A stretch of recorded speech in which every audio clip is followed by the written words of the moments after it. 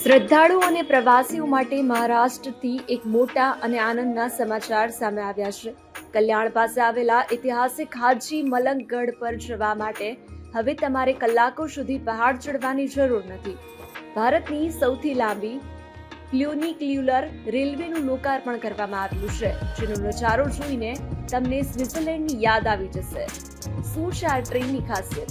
જુઓ, આધુનિક ટ્રેન કોઈ સામાન્ય ટ્રેન નથી, પરંતુ એન્જિનિયરિંગનો એક અદ્ભુત નમૂનો છે.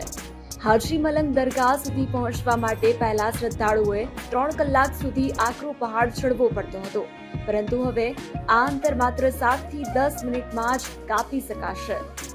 આ ફ્યુનિક્યુલર રેલવેની મુખ્ય વિશેષતાઓ એ છે કે તે આશરે 1.2 કિલોમીટર લાંબો ટ્રેક ધરાવે છે, જે તેની ભારતની સૌથી લાંબી ફ્યુનિક્યુલર રેલવે બનાવે છે.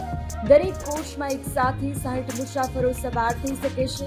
320 મીટરની ઊંચાઈ પર જતી આ ટ્રેન મુસાફરોને પહાડો અને ખીણોનો મંત્રમુગ્ધ કરી દે તેવો નજારો આપે છે. ખાસ કરીને વરિષ્ઠ નાગરિકો અને દિવ્યાંગો માટે આ સેવા આશીર્વાદરૂપ સાબિત થશે. સરકાર દ્વારા આ પ્રોજેક્ટને પ્રવાસનને વેગ આપવા માટે તૈયાર કરવામાં આવ્યો છે.